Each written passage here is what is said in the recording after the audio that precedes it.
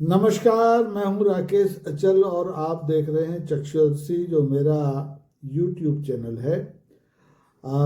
इससे पहले कि मैं आज आपसे कुछ मुद्दे पर बात करूं, निवेदन करूं कि अगर आप पहली बार मेरे इस चैनल पर हैं तो कृपा करके इसे सब्सक्राइब कर दीजिए, ताकि हमारा और आपका रिश्ता कायम रह सके स्थायी तौर पर। मित्रों, आज मैं बात कर रहा हूं सोनम वांगचुक की। सोनम को गिरफ्तार हुए आज पूरे 2 महीने हो गए। 2 महीने, इतनी लंबी खामोशी, इतनी लंबी लड़ाई, और एक सवाल लगातार हमारे आपके सामने है कि क्या कल 24 नवंबर को सोनम वांगचुक को जमानत मिलेगी या उसे न्याय का इंतजार और करना पड़ेगा और करना पड़ेगा और करना पड़ेगा। सवाल ये है कि ये लड़ाई है क्या। सोनम वांगचुक सिर्फ एक नाम नहीं है, वो एक आवाज है, एक पहाड़ की आवाज है, लद्दाख की आवाज है, उस धरती की आवाज है जिसने उसे पहचान दी, उसको पर्यावरणविद बनाया और उसने लड़ाई लड़ी, पर्यावरण को बचाने के लिए संघर्ष किया। लेकिन उसकी इस आवाज़ को एनएसए के तहत दबा दिया गया, कुचल दिया गया। एनएसए, आप जानते हैं, एक ऐसा कानून है जिसमें महीनों तक बिना जमानत के, बिना मुकदमे के, बिना सुनवाई के आपको जेल में रखा जा सकता है। और जो सोनम वांगचुक है, पिछले 24 सितंबर से इसी एनएसए के तहत जेल में बंद है, जोधपुर की जेल में बंद है। लद्दाख का आदमी जोधपुर की जेल में बंद है और आरोप क्या है कि वो राष्ट्रीय सुरक्षा के लिए खतरा है। अब आज पूरा देश पूछ रहा है कि क्या एक शांतिपूर्ण कार्यकर्ता देश की सुरक्षा के लिए खतरा हो सकता है। दोस्तों, 24 नवंबर को उनकी, जो हमारे सोनम वांगचुक हैं, उनकी जमानत याचिका पर सुप्रीम कोर्ट में फिर से सुनवाई होगी। सोनम की जो पत्नी है गीतांजलि, वो लगातार अपने पति की रिहाई के लिए, उनकी जमानत के लिए अदालत में संघर्षरत हैं। लेकिन सच कहें तो अभी तक उनके हिस्से में सिर्फ तारीख पर तारीख आ रही है, इंतजार पर इंतजार आ रहा है, लेकिन जमानत नहीं हो पा रही। कभी दस्तावेज पूरे नहीं होते, कभी सरकार का जवाब नहीं आता, कभी कोर्ट के पास समय नहीं होता, और हर बार सिर्फ एक जवाब, अगली तारीख, अगली तारीख, अगली तारीख। तो तारीख पर तारीख, ये है जो सोनम वांगचुक का भविष्य। 2 महीने से देश एक ही सवाल पूछ रहा है कि कब तक, आखिर कब तक सोनम वांगचुक को एनएसए के तहत जेल में रखा जाएगा, अनंत काल के लिए।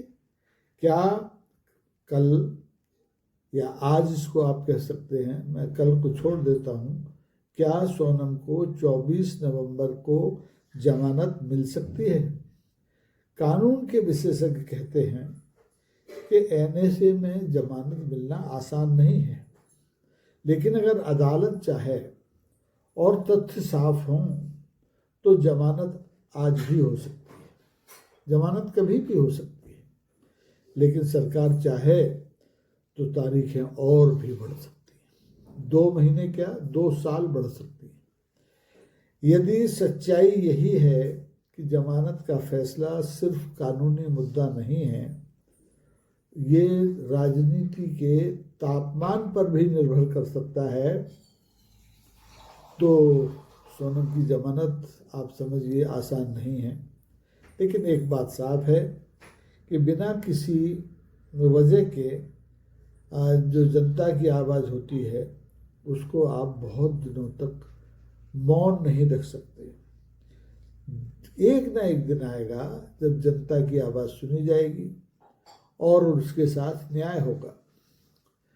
लाखों लोग सोनम की रिहाई के लिए सड़कों पर हैं, लद्दाख में हैं, लद्दाख के बाहर हैं, भारत में हैं, भारत के बाहर हैं, सोशल मीडिया पर हैं, सड़क पर हैं और दुनिया भर के पर्यावरणविद सोनम वांगचुक की रिहाई की मांग कर रहे हैं।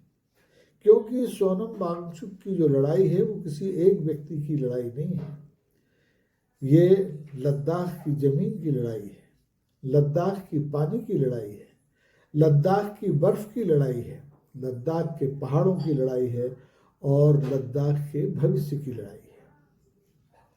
अब आज अदालत का फैसला कब आएगा, अभी आ सकता है, आप जब ये वीडियो देख रहे हो तब आ सकता है, कुछ घंटे और ले सकता है, हो सकता है कुछ दिन और ले, कुछ सप्ताह और ले, कुछ महीने और ले, लेकिन फैसला तो आएगा। सोनम वांगचुक को सरकार अनंत काल के लिए जेल में बंद नहीं रख सकती, क्योंकि सीधा सा सवाल है कि अगर सोनम वांगचुक जैसा पर्यावरणविद गांधीवादी कार्यकर्ता जेल में है तो हम और आप में से कौन है जो सुरक्षित है, जिस पर एनएसए नहीं लग सकती।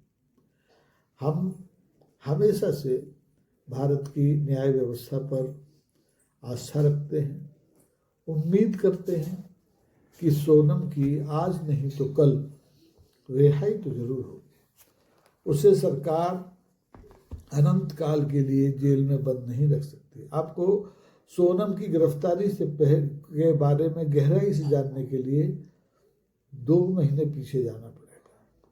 सोनम लद्दाख के अनुसूचित जो जनजातियां हैं उनको संविधान की सूची 6 में दर्ज करने की मांग को लेकर के अनशन कर रहे थे। स्थानीय परिषदें, स्थानीय संगठन उनके साथ थे।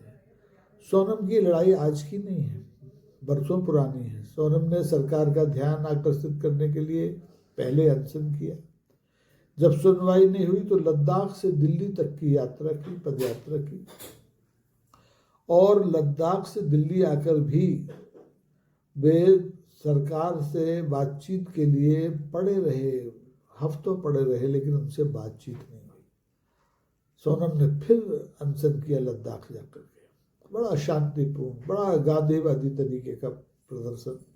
लेकिन 23 सितंबर 2025 को जब अनशन पर बैठे कुछ बुजुर्ग बीमार हो गए, उन्हें अस्पताल में भर्ती कराना पड़ा, तो नौजवान उत्तेजित हुए, उन्होंने प्रदर्शन किया। उनका प्रदर्शन भी गांधीवादी तरीके का प्रदर्शन था, नारे लगा रहे थे, लेकिन कुछ तत्वों ने वहाँ पर हिंसा भी की, आगजनी भी की। और आगजनी में क्या हुआ, कोई जनहानि नहीं हुई, किसी का घर नहीं जलाया, लेकिन वहाँ पर लद्दाख में जो भारतीय जनता पार्टी का कार्यालय था वो आग की भेंट चढ़ गया। बस सरकार के लिए सोनम को और सोनम के आंदोलन को कुचलने का बहाना मिल गया।